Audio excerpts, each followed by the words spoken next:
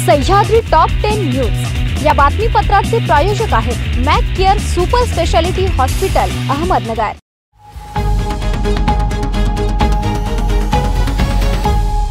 नमस्कार, मी साक्षी न्यूज 24 सह्याद्रीमध्ये तुमचं स्वागत।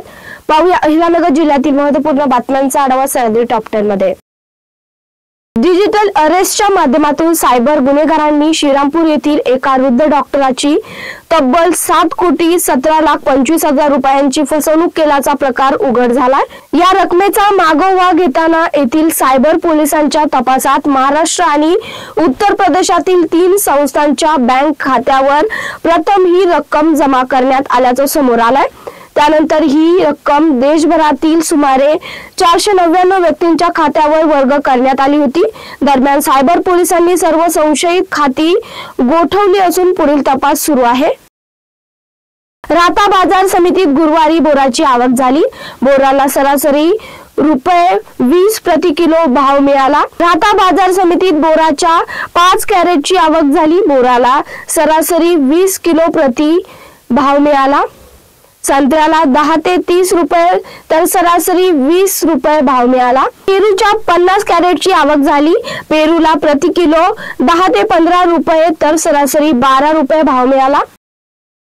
रावरी शहरातील नगर मनमाड राष्ट्रीय महामार्गावरील जिजाऊ चौक परिसरात पडलेले मोठे मोठे खड्डे आणि साठलेले पाणी यामुळे अक्षरशः जीव मुठीत धरून प्रवासी प्रवास करत आहेत। प्रशासनाच्या भोंगळ कारभाराविरुद्ध रोष उसळलाय। या बिकट पार्श्वभूमीवर माजी राज्यमंत्री प्राजक्त तनपुरे यांच्या मार्गदर्शनाखाली अहिल्यानगर मनमाड राष्ट्रीय महामार्गावर आंदोलन करण्यात आलं। या राष्ट्रीय महामार्गाच्या बिकट परिस्थितीचा निषेध नोंदवत तनपुरे यांनी बुधवारी जिजाऊ चौकात उतरून प्रशासनाला जागे करण्यासाठी अनोखी पद्धत अवलंबून रस्त्यावरील खड्ड्यांमध्ये साठलेल्या पाण्यात कागदी होड्या सोडून त्यांनी ठेकेदारांसह महामार्ग अधिकाऱ्यांच्या निष्काळजीपणाविरुद्ध प्रखर शब्दात टीका केली आहे।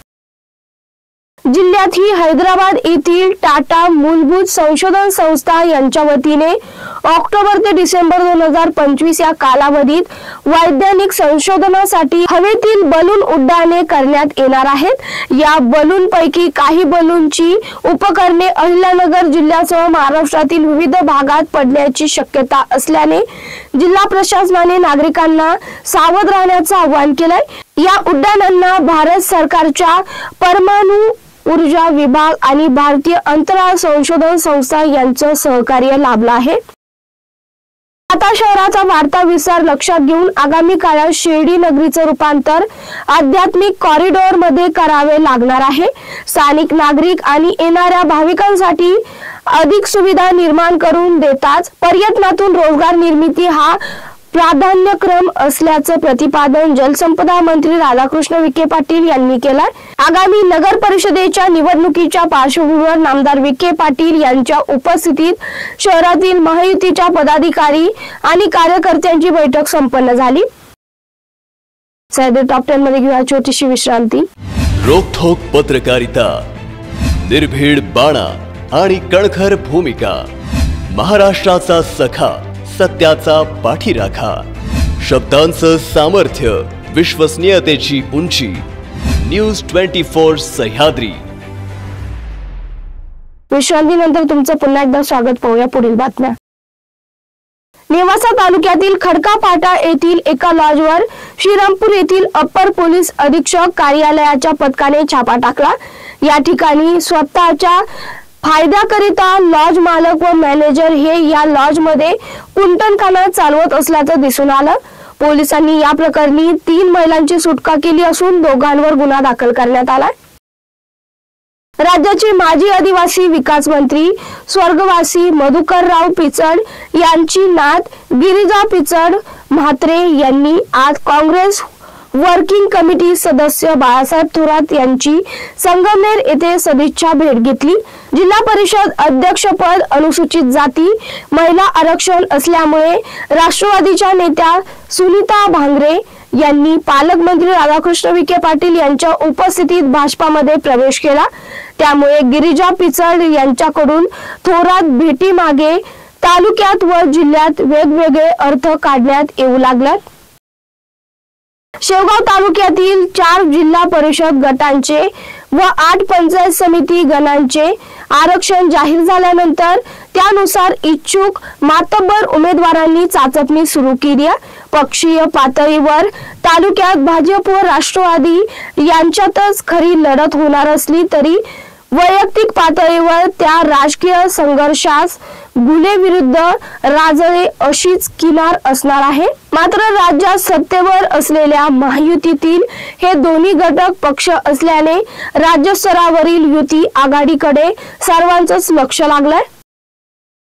हरेगाव खैरी निमगाव रस्त्याने पायी जात असलेल्या लक्ष्मण सुरेश माळी यांना जोरदार धडक दिल्याने त्यात गंभीर जखमी होऊन त्यांचा मृत्यू झाला। पत्नी सुनंदा लक्ष्मण माळी यांनी दिलेल्या फिर्यादीवरून अज्ञात 4 चाकी वाहन चालकाविरोधात गुन्हा दाखल करण्यात आलाय। उंदीरगाव हद्दीतील विनायक साठे यांच्या दुकानाजवळ अज्ञात वाहनाने त्यांना जोराची धडक दिली। त्यात लक्ष्मण माळी हे गंभीर जखमी झाले। वाहन चालक त्यानंतर फरार झाला। लोकांनी त्यांना कामगार रुग्णालयात भरती केलं, नंतर लोणी येथे हलविण्यात आलं, मात्र उपचारादरम्यान त्यांचं निधन झालं। शिवीगाळ करू नको असं म्हटल्याचा राग आल्याने 19 वर्षीय तरुणाला मारहाण करण्यात आली। ही घटना वांबोरी येथे शुक्रवारी सायंकाळी घडली। श्याम वाघ असे मारहाण झालेल्या तरुणाचं नाव आहे। श्याम यशवंत वाघ व त्याचे भाऊ लक्ष्मी आई मंदिरासमोर पाण्याला रंग देत होते। आरोपी रमेश जाधव हा शिवीगाळ करू लागला। त्यावेळी श्याम वाघ याने त्याला शिवीगाळ करू नको असं सांगितल्याने श्याम याला मारहाण करण्यात आली। या प्रकरणी रावरी पोलीस ठाण्यात गुन्हा दाखल करण्यात आलाय। सह्याद्री टॉप 10 मध्ये इथे सांगतोय, तुम्ही पाहता news 24 Sahyadri. Sahyadri top 10 news या बातमीपत्राचे प्रायोजक होते Mac Care super speciality hospital Ahmednagar. शब्दांचं सामर्थ्य, विश्वसनीयतेची उंची, न्यूज 24 सह्याद्री।